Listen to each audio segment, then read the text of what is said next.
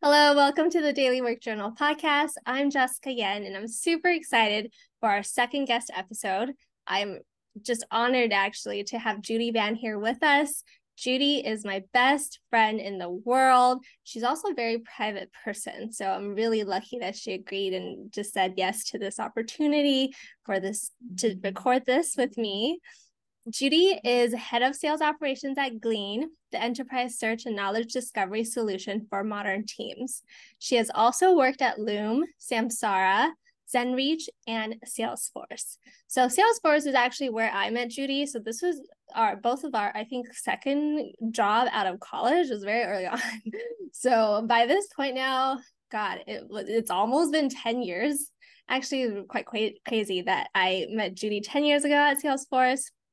We were on the same team then. It was marketing analytics. I actually joined first. So I was on that team for about 6 months, and we wanted some headcount and wanted to hire more people. And Judy was somebody who came on in that wave. So super excited. She was my work wife for a really long time, but then I had to stop calling her that because we have a third best friend. So it's really awkward to call and then also Judy and I are on the same team. Our third best friend is not technically on that same team. So anyhow, yeah, so she's my best friend. Judy is the first person I go to for advice in anything, whether it's work or life. And I think that's really important because today, as you get to hear Judy's thought process, what she represents to me often is the perfect blend of logic and rationale and reason and patience. And because Judy and I see eye to eye also with where we want our careers to go and so on and so forth, I just really appreciate when she shares with me her perspectives. Typically when I go to her, it's my problems. So she'll share with me her perspectives on my problems. So really excited to have you. Yay. Thanks for having me. Yes. Okay, so classic question to kick off our episode is, how did you get to your career today? Start us from the beginning. Yeah. So I actually started my first job at a really small 50-person startup. It was called Quid. They've been acquired since, being an entry-level data analyst. So How did you get that job? yeah, I got that job, just applied online. It was my last quarter of college, and I knew I wanted to move back up to the Bay Area. I knew I wanted to be in tech. There's not, at least back then, there were not a lot of like entry level data analyst or analyst level jobs in tech. So I came by coincidence. I got the job and I took it and moved up to San Francisco. Oh, so okay, so you interviewed remotely then your last quarter of college. Okay, wow. Okay, so you Yeah. got the job, you moved to San Francisco. Okay, tell us more about Quid. Yeah, so Quid was actually probably the most pivotal in defining how I have been since, in terms of approaching my career, because I was there for about 3 months before my entire team, including myself, was laid off. All the following roles and transitions I took after to get me to where I am became more thoughtful and was very purposeful. So my next role, I got laid off, and I spent about 3 months in the city that I had moved with, not really knowing anybody, not having support, just being laid off from my first job, and spent about 3 months unemployed and looking for my next job. I got really lucky, and my next role was at PG&E, where I had interned, and my old team had opened up a new spot. The director was really happy to bring me back, and so I took that job, and I pretty much took that job out of being risk averse and feeling burned by the first job at Quid. Oh my gosh, wait, hold on. So at what point did you tell your PG&E old manager that you were unemployed, or like how do you make that drop the thing about that and have them hire you back? Yeah. So I had always kept in touch with her even after my internship. I had told her I was moving back. We had gotten coffee a couple times. And I told her pretty much about a week or two after I had gotten laid off that had happened. And so we continued to keep in touch. She tried to get me some other roles at PG&E that were not on her team until she got headcount, and I decided to go back. Wait, I love that. Wait, how do you even keep in touch with a manager you had while you were interning in college? Because for me, I can't imagine doing that because I don't know. I feel very transactional. What did you guys talk about? How did you connect with her? Yeah, I think the team itself was really small, so it was really easy. She was I got lucky because she was a manager who was very nurturing. She was a little bit older. We were both women in like this very male dominant work environment.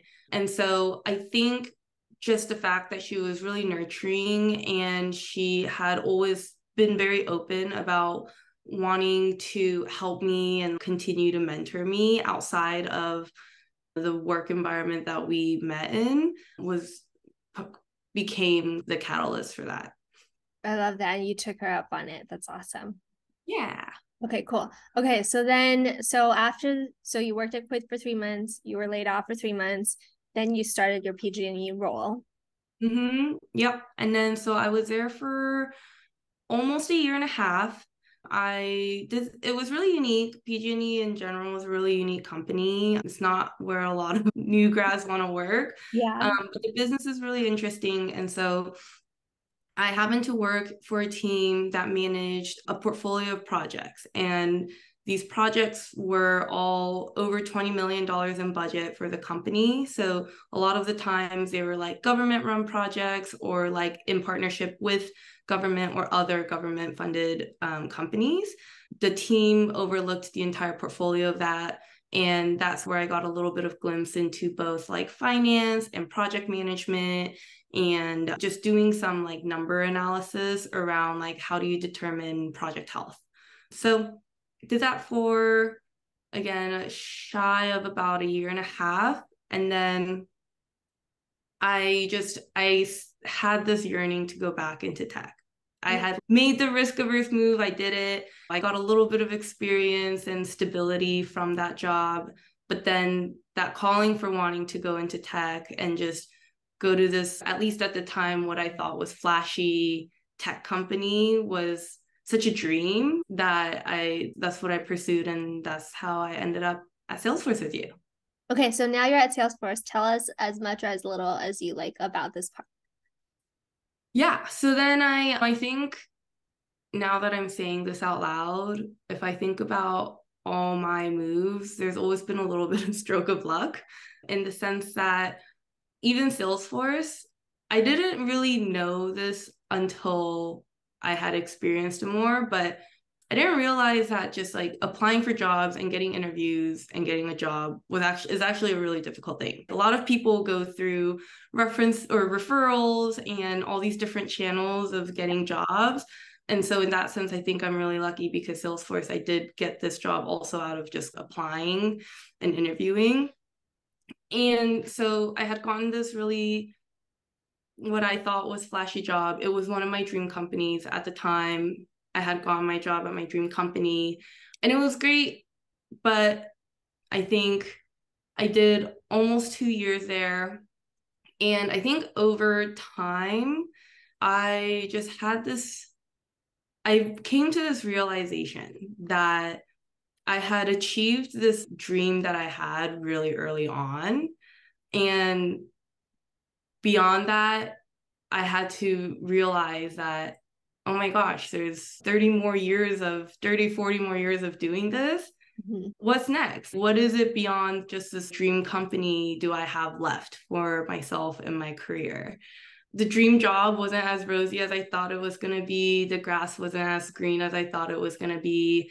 And at some point, I experienced burnout in that job as well. And so I really had to take a step back and shatter this perception of what a dream job is, like whether that's a dream company or a dream role. Like a lot of that shattered for me, and I had to rebuild kind of my expectations and do some self-reflection on what I wanted in my career going forward outside of what I had accomplished at that point.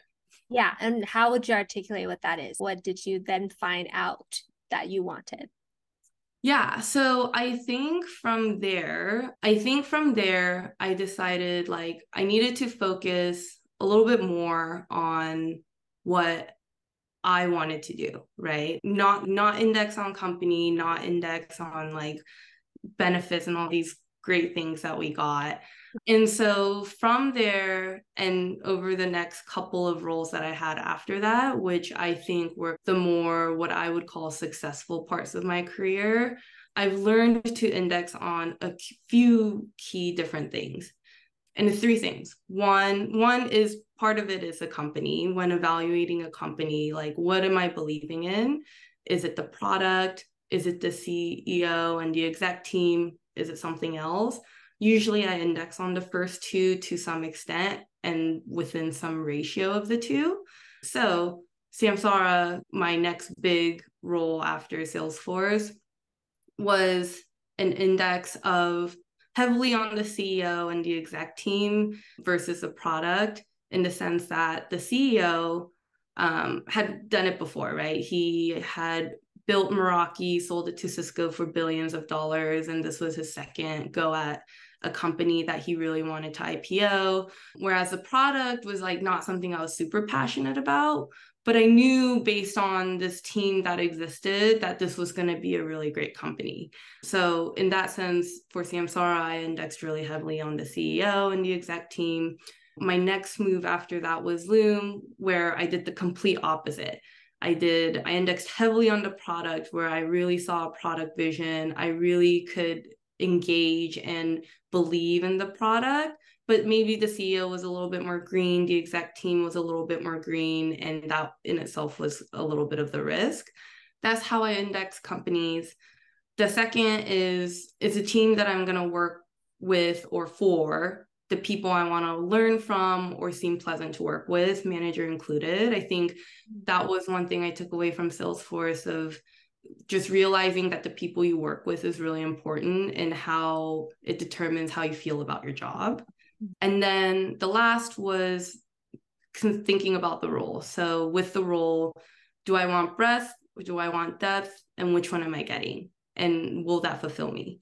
I think those are the three things I think about now. And all the steps that I took to get to where I am today have shaped that way of thinking. So at what point, so you started, at least when we were together, we're marketing analytics together. Now you're head of sales ops. In considering these three things you just mentioned, how strongly did you hold the role? Like you wanted a vision of doing sales ops, analytics, like at what point did that change, and how did you do that? So yeah, Salesforce, we did marketing analytics. And then I basically at that point said, I don't want to do marketing analytics anymore. I want to do something similar where my skill sets transition over and I still get to do analytics and I still get to work with people, but marketing as a topic was not it. And so I said, what's the other side of the coin is sales. So then that's when I really indexed on looking for a sales operations job. So then my next role was at Zenreach, where again, another really small 50-person company, but I was the first sales ops hire. It was really hands-on and I indexed heavily on the role.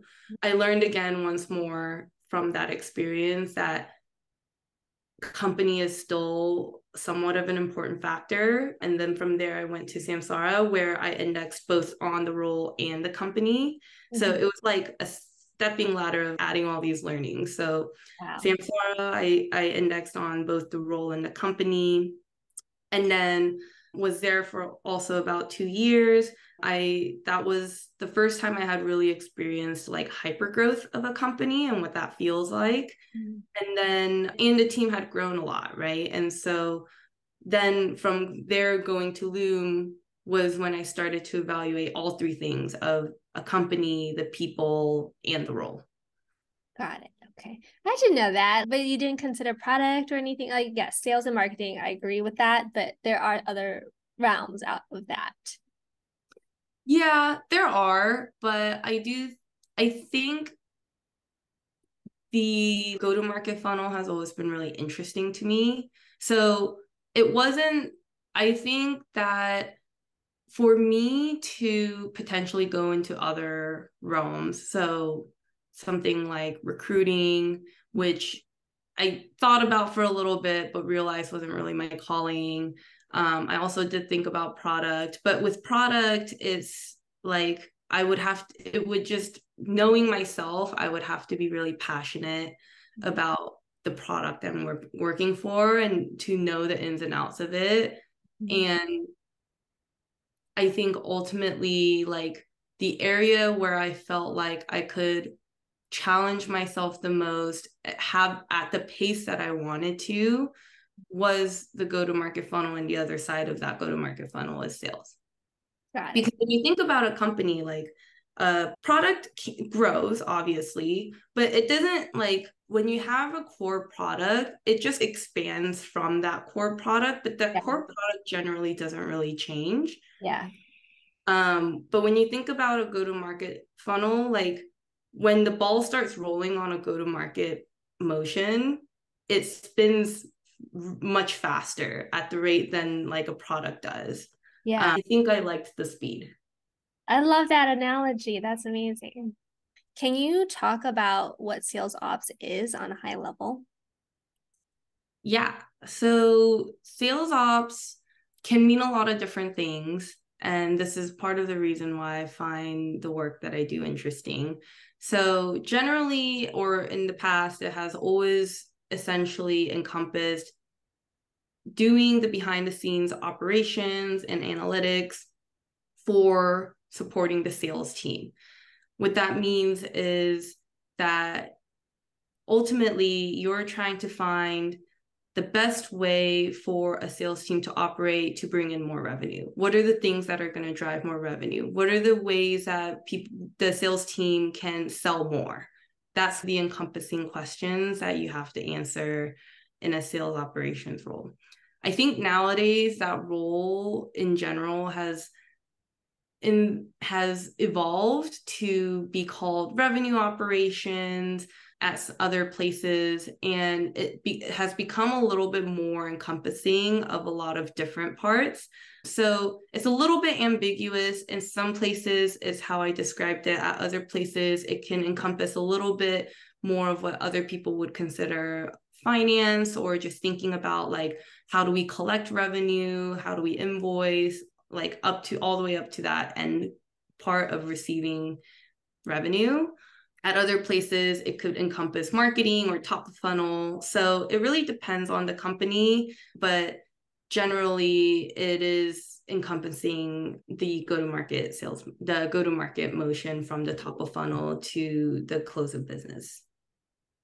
So for any of you guys listening, if that sounds like something that you would like to do, then it sounds like this would be a great field. But if any part of that sounds like something you would not like to do, I feel like it doesn't sound fair to be like, then you're probably not a good fit for sales ops. I don't know. Do people get surprised about, oh, I thought I would really not like this, but I turned out to really this, or vice versa? I thought I would not like this, but I do like this. I think there's so many different parts. Like, I say this go-to-market motion, but if you think about a go-to-market motion, there's so many different steps that you can be involved or a part of any one of those steps, and that's considered sales ops. So I wouldn't rule it out. And all those different parts require different types of thinking and perception and skill sets. So got it. So how much time do you spend on your role today? What does it look like? Yeah, I always say this, but I really don't like thinking about my role as a day-to-day. I think a day-to-day is too boring. Instead, I like to think about it as like a pie chart. So what's the percentage of time and resource that I allocate to these different types of work? There are essentially about 4, maybe 5 different categories of work that I would categorize, and the way that I spend time on each of them. The first is this very administrative ops bucket, and that's what I call work that's just keeping the lights on. I spend about 20% of my time at any given time on just keeping the lights on, making sure the business doesn't break. A lot of the times it's recurring work. The next bucket is analytical. I would say I spend about 30% of my time on analytical. And what that means is thinking about data and crunching numbers and taking a lot of that to figure out how to frame those into a story for the business. Then the third bucket, which is relatively new for me, is management. So I would say I spend about 20% of my time on management, which essentially equates to managing stakeholders, executives, decision makers to essentially buy into my perspective of the business and unlock the doors that I need to make changes in the business. And then the last bucket is like what I would call tactical or strategic initiatives. So I would spend 30% of my time on that as well. And that correlates to essentially what are all the tasks and projects that need to be completed in order to operationalize and enable the team to do what we need them to do. Cool. Do you have your favorite bucket? I do like my analytical bucket.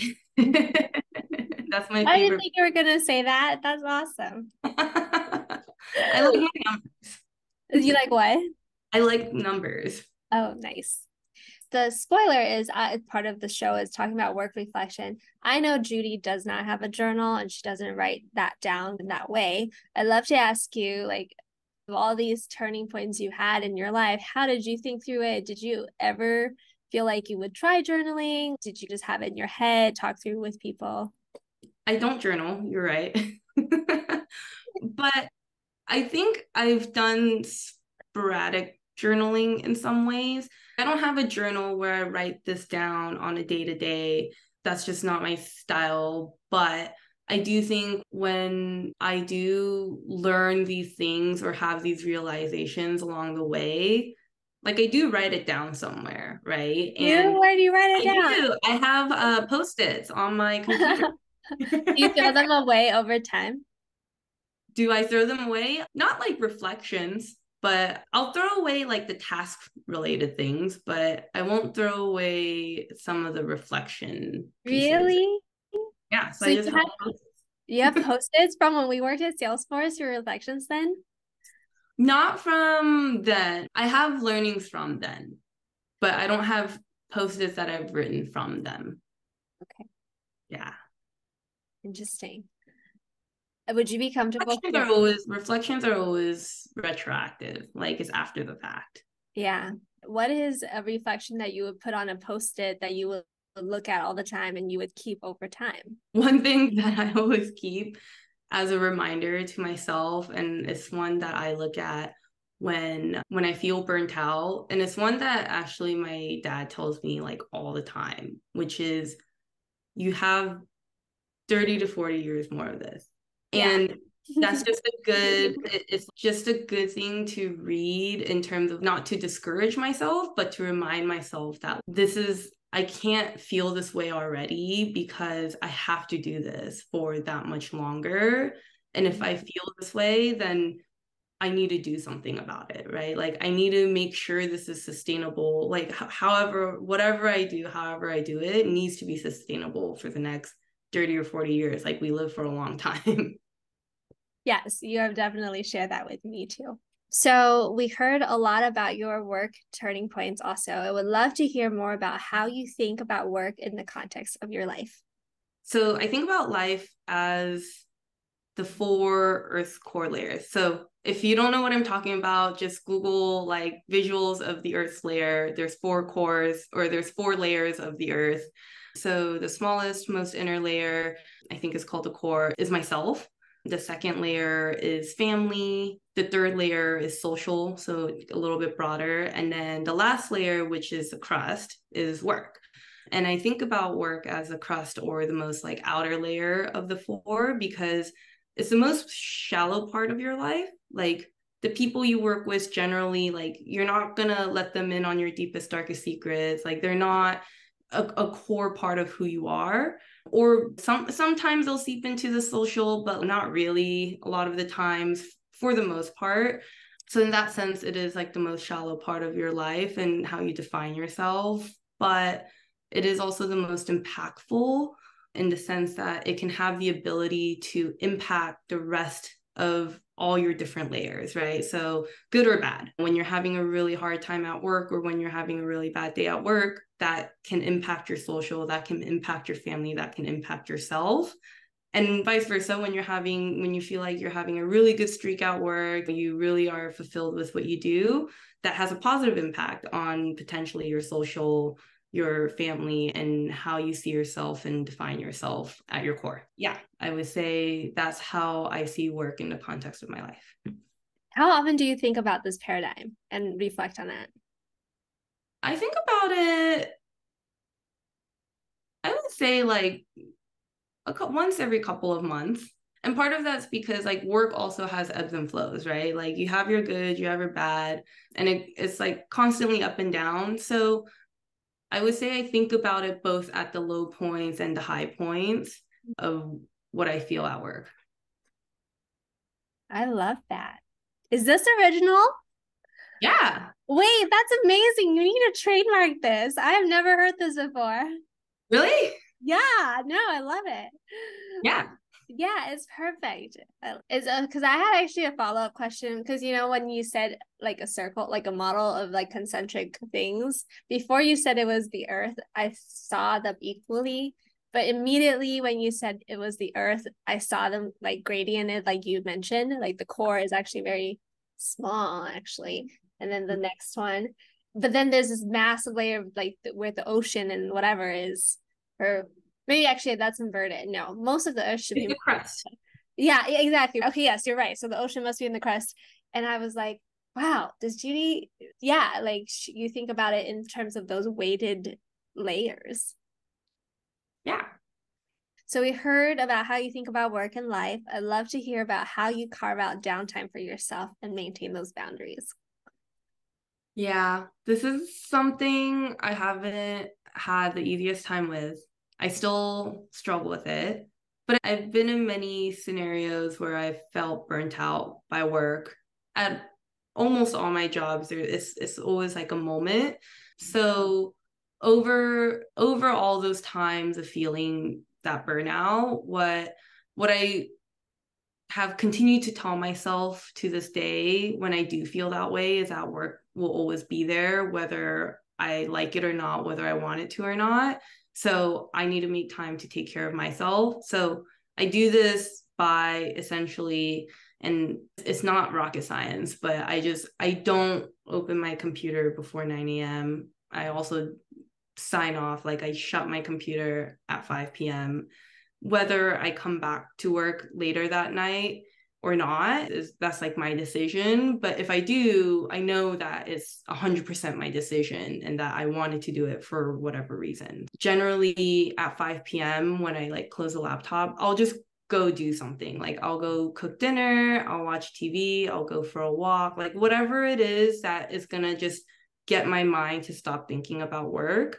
And so for me personally, it's generally, I usually cook dinner and then I'll watch TV because TV is my way of just relaxing my mind and stop thinking for a bit. Okay, so Judy, you are currently our first and perhaps only representative for sales ops at the moment of this podcast is recording. We would love to hear your advice for anybody who is trying to get into sales ops. What would you say to different folks trying to break into this field? Yeah, so I would say there are two aspects of the role. There's a qualitative aspect and there's a quantitative aspect. So the quantitative aspect is just know how to read numbers, right? Know how to do analysis, your Excels, know how to work Excel, know how to put together charts, and then know how to read what that means, right? So it's not just about putting together a bunch of numbers together. It's about what does that number mean after the fact for the business. So it's almost like being able to story tell in some ways in a very quantitative way. So that's the quantitative aspect.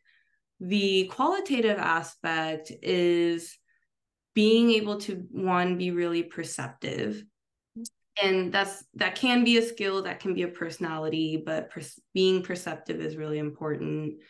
Two is you have to be able to be open-minded in the sense that you have to be able to, every business is different. And so you have to be able to put yourself in the position of being able to understand how the business operates, right? So that kind of goes along with perception, but that also goes along with being, in some ways, creative about what are the different things that you can try and do in a business to like test certain things or try to get different outcomes with for the team, for the business. And then the last is, I think this is the last one that I would say a lot of people are not as thoughtful about, but I think is really important, is you do really have to have some sort or level of empathy for salespeople, because ultimately in sales ops, your job, at least the way I view it, is to make your sales team more efficient, more productive, and just overall happier doing what they do. And that starts by acknowledging that sales is a really difficult job for anyone to do. I know that it's not a job that I could do or want to do because I would not be good at it. So it's having that empathy comes from understanding that whatever they're doing is really hard. And so my job is to support them to make it a little less hard. And that's something that I don't see as frequently, but I think is actually arguably one of the more important parts of the role. Yeah, I love that. So yes, if any of y'all are interviewing for recruiting or recruiting for sales ops roles, make sure to have that show up. I think that would be advantageous. When people move on from sales ops, what do they go on to do if they don't enjoy anymore? People go into marketing or marketing operations. Sometimes people will go into not finance, but I guess what we would call biz ops or product ops. But generally, I think sales ops is broad enough of a scope that I haven't frankly seen too many people just be like, I hate this, I don't want to do this anymore, and move to a different role. They just find what their niche is. Yeah, wait, I love that. I've never heard people say that. It's awesome. So I would like to ask Judy this question. We didn't prep this, but I thought it would be really awesome because she is my best friend and I have her on this episode for us to talk about how do you make friends at work. What I would say about that is I am a very introverted person. Jessica mentioned this when we started this. I'm a pretty private person. I also generally tend to have a pretty strong line between work and personal life. There's this meme that I always see that I always send to Jess, and the meme essentially draws out that extroverted people always bring in introverted people to be their friends. And I think that's so true because that is actually what happened.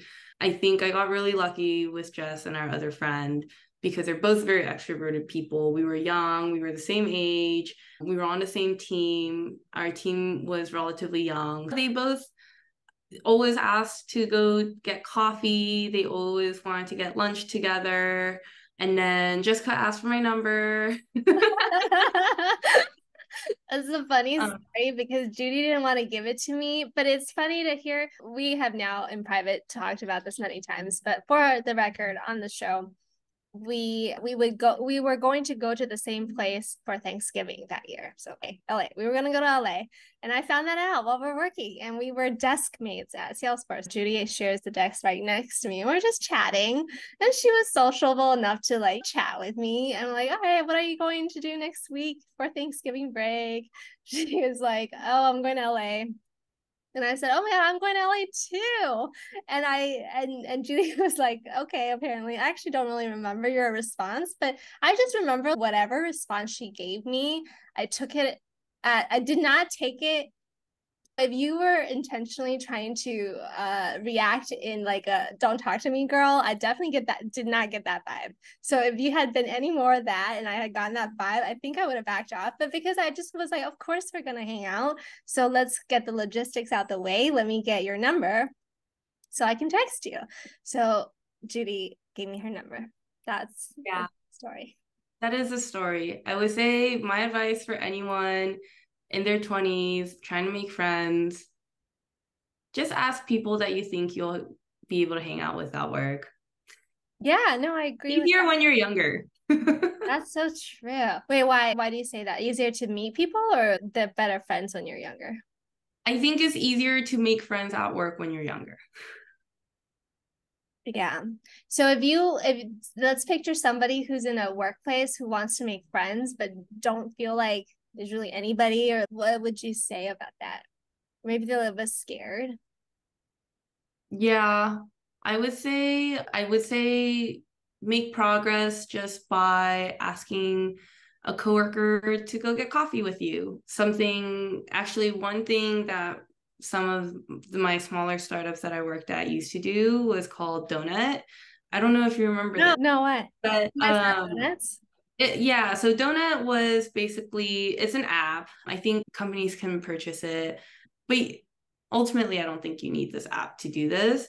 Okay. But what it would do is it would set a certain cadence weekly or bi-weekly, and it would connect you to a random kind of assorted hat of coworkers. Right. And it would match you with one person, and your goal was to get coffee with them for that week or for that bi-weekly cadence and just get to know them. But I would say you can do that without an app. Just get to know your coworkers, go for a coffee, go to a lunch. I think those are things that you have to do anyways at a job for yourself, someone else. Good point. They actually have that as a Slack channel added. You could download like a Slack robot that does that for you now. Oh yeah? Yeah. It's called like Coffee Buddies or something. I don't know, but I'm in a Slack group that like does that. Thank you so much for coming, Judy. We learned so much about you and how you think about careers, and I'm just so grateful for you. Thanks for having me.